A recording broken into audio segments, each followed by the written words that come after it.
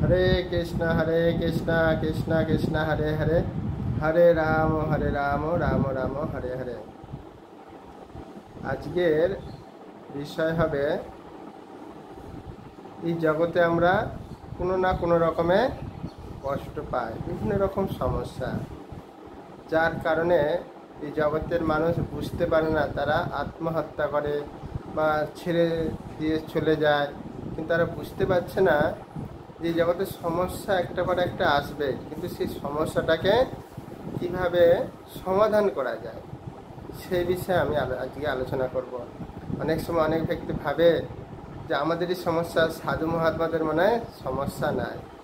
গৌর গোপাল বাবু বলছিলেন প্রত্যেকের জীবনের সমস্যা আছে, একটা পিপিলিকা থেকে ব্রহ্মা পর্যন্ত, কিন্তু সেই সমস্যাটা সমাধান করতে পারে সাধু মহাত্মারা। তারা জানে যে সমস্যাটাকে কিভাবে আমাদের সমাধান করা উচিত। কিন্তু জড়জগতের মানুষরা কি হয়, তারা জানে না। তখন তারা কি হয়, না এই জীবনটা রেখে মনে হয় লাভ নাই, জীবনটাকে আমি আত্মহত্যা করলে মনে হয় ভালো হবে, তবে আমি শান্তি পাবো। কিন্তু আজকের বিষয় হবে আত্মহত্যা না করে কিভাবে এই সমস্যাগুলো একটার পর একটা আসলে সেই সমস্যাটাকে আমরা কিভাবে অতিক্রম করে আমরা সুন্দরভাবে জীবনযাপন করতে পারবো, সেই বিষয়ে আজকে আমি আলোচনা করবো বিভিন্ন দৃষ্টান্তর মাধ্যম দিয়ে। কেমন, এটা যদি আমরা শ্রবণ করবেন, দেখবেন নিজেরাই উপলব্ধি করতে পারবেন, না এরকম আসবে, তার জন্য আমাদের এরকম খারাপ কর্ম করা বা আত্মহত্যা করা উচিত নয়। কেমন? নমঃ বিষ্ণু পাদায় কৃষ্ণ পেষ্টায় ভূতলে শ্রীমতে জয় পতাকা স্বামিনীতি নামিনে নম আচার্য পাদা নিতায় কৃপা প্রদায়নে গৌরা কথা ধামদায় নগর গ্রাম তারণে। আজকাল আমরা প্রত্যেকে দেখি বিভিন্ন পত্রিকার মাধ্যমে, টেলিভিশনের মাধ্যমে কত মানুষ তারা সুসাইড করছে, যে কোনো প্রকারে হোক। তারা জানে না জীবনের লক্ষ্য কি, আত্মহত্যা করা কত মহাপাপ, যার জন্য তাকে 84 লক্ষ জনে বিভিন্ন ভ্রমণ করতে হবে। মানে কোনো শরীর প্রাপ্ত হবে না, খুব যাতনা শরীর তাকে লাভ করতে হয়। সেই জন্য তারা জানে না। তাই আমি চিন্তা করলাম এইসব মানুষদের অবশ্যই কেন তাদের জীবনটাকে তারা নষ্ট করবে, তাদের জীবনটাকে সুন্দরভাবে কীভাবে গড়ে তুলতে হয় সেই দৃষ্টান্তে আমি আপনাদের তুলে ধরার চেষ্টা করব। তো এই জগতে আপনারা জানেন, গরিব লোকও আছে, ধনী লোকও, কোটিপতি সবাই আছে, কিন্তু সবারই কিন্তু সমস্যা আছে কম বেশি।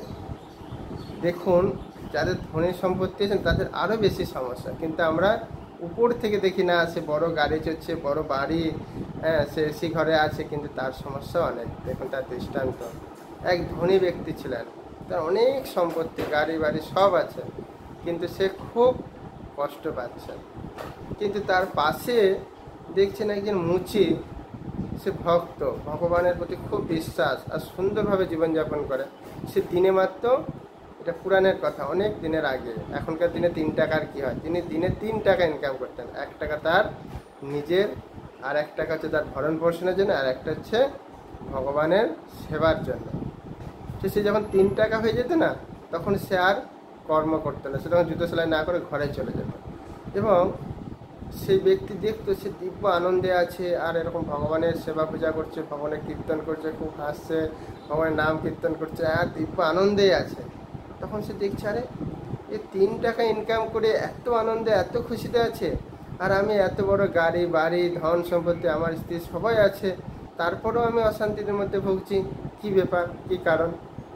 তখন সে কী করেছে, যখন কারোর সমস্যা, তখন কি হয়, গুরুদেবের কাছে যায়। তখন তার গুরুদেবের কাছে গেছে, গুরুদেব, আমার পাশের ব্যক্তি মুচি, সে জুতো সেলাই করে, সে দেখি দিব্য আনন্দে আছে, তার কোনো সমস্যা নেই, দিব্য হাসি খুশি সবার সাথে মিশছে, আর আমি এত ধন সম্পদ থেকেও আমার যেন সমস্যা শেষ, এর থেকে একটা উপায় বলো।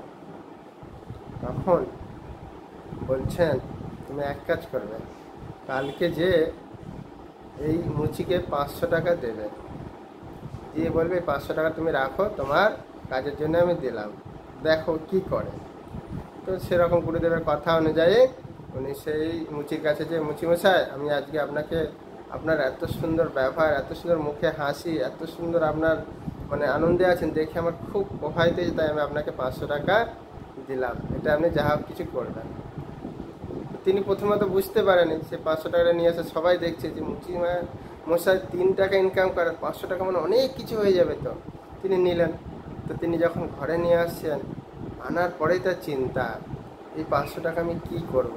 আমার তো 3 টাকায় সংসার চলে যায়, এই 500 টাকার জন্য চুরি হতে পারে বা কী হবে, আমি অনেক কিছু ধন সম্পত্তিগুলো আমি ভগবান থেকে ভুলে যাচ্ছি, তো ধীরে ধীরে ভগবানের নাম করতে পারছি না। এই 500 টাকার জন্য অনেক কিছু চিন্তা করছি, না বাড়ি করব না গাড়ি করব, এইসবই করছি, আর ভগবানের তো নামই চিন্তা করতে পারছি না। এরকম তার মধ্যে আর সে বলেছিলেন তাই গুরুদেব 500 টাকা দেওয়ার পরে তুমি তার বাড়িতে দেখতে যাবে সে কেমন আছে।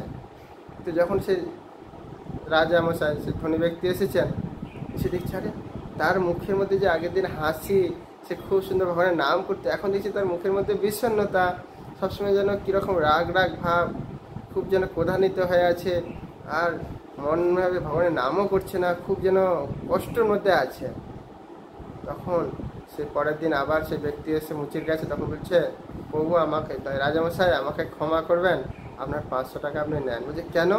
না এই 500 টাকা নিয়ে থেকে আমি অনেক কিছু চিন্তা করছি, যে আমি ঘর করব না বাড়ি করব না গাড়ি করব না অনেক কিছু জিনিস কিনবো, এরকম করতে করতে আমি ভগবানের নামও করতে পারছি না, আর আমার দিব্য আনন্দও পাচ্ছি না, সব যেন সমস্যার মধ্যে টেনশনে ভুগছে, আমার লাগবে না, আমার এই 3 টাকাই জীবন ভালো।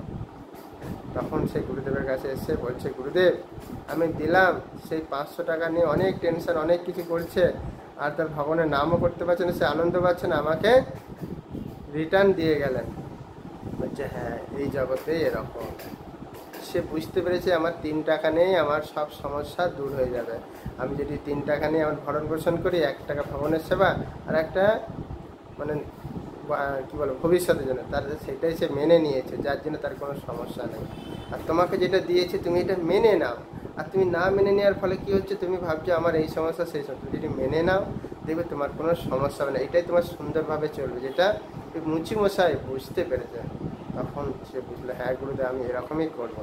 তো দেখুন সমস্যা সবাই আছে, কিন্তু আমরা ভাবি কি না না যার ধন সম্পত্তি অনেক সে মনে খুব ভালো আছে, গরিবরা দুঃখ কষ্ট, না, যে দুঃখ কষ্ট সবার আছে, আমাদের জীবনেও আছে, কিন্তু আমরা জানি কি যেমন গরম এসে শীত আসবে, শীত এবার গরম আসবে, বৃষ্টি হচ্ছে কদিন ধরে আবার রোদ আসবে, তারা জানে এটাকে সহ্য করতে হবে। রোদ প্রচুর পড়েছে তাহলে আমাকে কিন্তু ছাতা মাথায় দিতে হবে, বৃষ্টি হচ্ছে তাহলে আমাকে ছাতা নিয়ে যেতে হবে, কিন্তু তারা জানে যে এই আবহাওয়াটা খুব কষ্টদায়ক, কিন্তু তার জন্য আমি কি কোনো কিছু খারাপ করবো না, সেটাকে আমাকে রক্ষা করার জন্য কি উপায় দিয়েছে সেটা আমাকে ব্যবহার করতে হবে। এইটা হচ্ছে সাধু মহাত্মারা জানে। আরেকটা দৃষ্টান্ত দিচ্ছি দেখুন, এক ব্যক্তি আজকাল জানেন তো অনেক প্রেমিক প্রেমিকা ভালোবাসে, তো খুব ভালোবাসতো, খুব তার ধন সম্পত্তি তারও খুব, কিন্তু সে একজন মহিলাকে খুব ভালোবাসতো, তো কোনো কারণবশত তাদের বিচ্ছেদ হয়ে গেছে। তখন সে বলছে না এই জীবন আর রেখে লাভ কি, যাকে এত ভালোবাসতাম সব কিছু দিলাম, আর তিনি যদি চলে গেল আর আমার লাভ কি, আমি পাহাড়ের উপরে যে আত্মহত্যা করবো। তো এরকম পাহাড়ে উঠছে আস্তে আস্তে, সাধু দেখছে আরে এই জঙ্গলের মধ্যে কেউ নেই, এই ব্যক্তি এরকম উপরে উঠছে কি ব্যাপার, দেখছে একটু উপরে উঠছে, আরে আরে দাদা দাদা দাঁড়াও দাঁড়াও, কোথায় যাচ্ছে কোথায় যাচ্ছে, না আমি আত্মহত্যা করব, আমি যাকে ভালোবাসতাম সে আমাকে ছেড়ে চলে গেছে, আমি আর এই দেহ রাখতে চাই না। তো এরকম উপরে ঝাঁপ দিতে যাবেন, তখন হচ্ছে দাঁড়াও, তুমি যেহেতু ঝাঁপিয়ে দিয়ে আত্মহত্যা করবেন, তাহলে এক কাজ করো, তোমার তো জিনিসগুলো নষ্ট হবে না, তোমার যে গাড়ি বাড়ি আছে না ওগুলো আমাকে দিয়ে দাও, হচ্ছে নিয়ে নাও, তোমার ধন সম্পত্তি আছে নিয়ে নাও, তোমার যে দামি দামি পোশাক আছে সেটাও আমাকে দিয়ে দাও, হচ্ছে নিয়ে নাও, তোমার জমি জায়গা আছে যা আছে নিয়ে নাও। তো একটার বা একটা যা ছিল সব নিয়েছে। পরে তার চিন্তা করলেন আরে আমার তো সব কিছুই আছে, শুধু একটুখানি সমস্যার জন্য আমি এই শরীরটাকে ত্যাগ করতে যাচ্ছি, এটা কত মূর্খের মতো কাজ। না না পণ্ডিত মশাই ব্রাহ্মণ মশাই আমি আপনাকে দেবো না, আমার জিনিস আমাকে রিটার্ন দেন। বলছে হ্যাঁ এইটাই, এই জগতের মানুষ জানে না তার সব কিছু ভালো, কিন্তু একটু সমস্যার জন্য সে কী করে জীবনটাকে শেষ করে দেয়, সে তখন অনেক খারাপ কর্ম করতে থাকে। অনেক ব্যক্তি আছে ভালো ব্যক্তি আছে, কোনো কারণে দুঃখ পেলে সে নেশা করে বা কোনো অবৈধ খারাপ কর্ম করে তার জীবনটাকে শেষ করে দেয়, এরকম কখনো আপনারা করবেন না। বলছে আকাশে দেখবেন মেঘ থাকে, কিছুক্ষণের জন্য মেঘ করে আকাশে, তাহলে কি সবসময় অন্ধকার থাকে, তারপর আবার পরিষ্কার হয়ে যায়।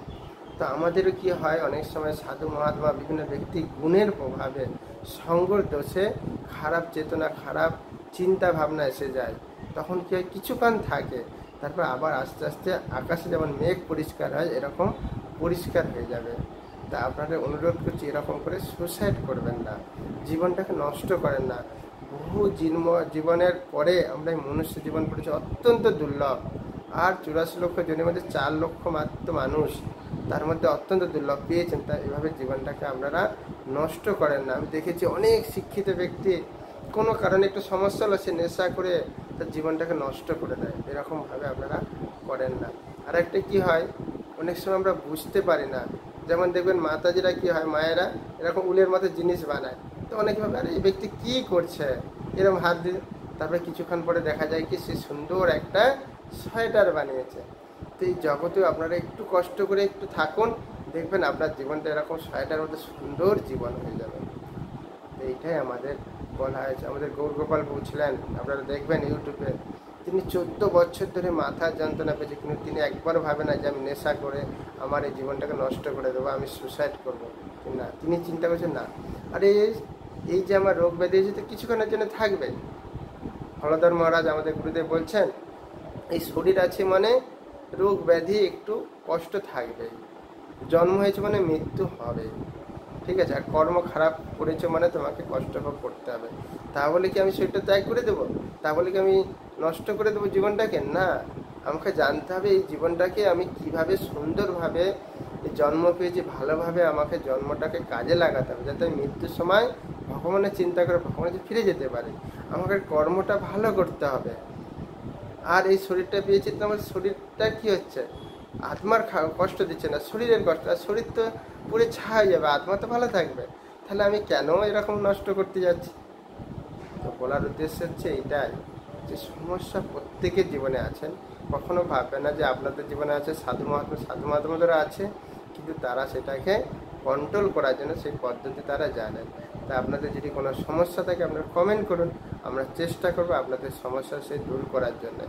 প্রভুপাদও বিভিন্ন জায়গায় দেখছে বিভিন্ন মানুষের সমস্যা, সেই জন্য প্রভুপাদ কী করতেন, তাড়াতাড়ি করে ফ্লাইটে যেতেন, যাতে এই জগতের মানুষকে সমস্যা থেকে উদ্ধার করতে হতো। আগে বিদেশে আমরা দেখি কত মানুষ সুসাইড করতে, কত খারাপ নোংরা কাজ করতে, আজকে সেই প্রভুপাদ সেদের সেই সমস্যা দূর করে তাদের কৃষ্ণ চরণে আত্মসমর্পণ করে নেয়। আজকে তারা দেখুন দিব্য আনন্দ লাভ করছে। তা আপনাদের যা যা সমস্যা সাধু মহাত্মার কাছে আসুন, ভগবানের কাছে বলুন, দেখবেন ভগবান আপনাকে সাধু মহাত্মাদের কৃপায় সুন্দরভাবে আপনার সমস্যা দূর করে দিয়ে ভালো রাখবেন।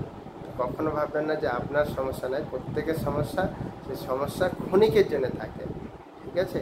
সবসময় গরম থাকে না, সবসময় সূর্য উঠে আবার অস্ত চলে যায়, আবার পরের দিন সূর্য উঠে আবার অস্ত চলে যায়। সবসময় দুঃখ সবার জীবনে সবসময় থাকবে না, থাকতে পারেও না। কিছুক্ষণ সুখ থাকবে, আবার দুঃখ থাকবে, দুঃখ থাকবে আর কিছু সুখ থাকবে। সেইটাকে আমাদের সহ্য করে সুন্দরভাবে জীবনযাপন করুন, দেখবেন ভগবানের কাছে আপনারা ফিরে যাবেন, আর কষ্ট হবে না। আর একটু কষ্ট হবে, তারপরে দেখবেন মনে হবে না, আরে কষ্ট তো চলেই গেল রে ভাই, একটু সহ্য করতে, ঠিক আছে। এইভাবে আপনারা করুন, দেখবেন আপনার মনুষ্য জীবন ধন্য হবে। এরপরে যদি কোনো প্রশ্ন, কমেন্ট, মন্তব্য থাকে আপনারা করুন। আমি আশা করি আপনারা নিশ্চয়ই ক্লাস শোনার পরে সবাইকে বলবেন, দয়া করে এই জীবনটা পেয়েছেন অনেক দুর্লভ, দয়া করে আপনারা আত্মহত্যা করেন না, সুন্দরভাবে জীবনটাকে সহ্য করুন, কষ্ট হলে সহ্য করুন, দেখবেন আপনি জীবনে অনেক আনন্দ লাভ করবেন। কেমন? হরে কৃষ্ণ কৃষ্ণ কৃষ্ণ হরে হরে, হরে রাম রাম রাম হরে হরে। এরপরেও যদি আরও কোনো প্রশ্ন মন্তব্য থাকে অবশ্যই কমেন্ট করবেন। কেমন? হরে কৃষ্ণ।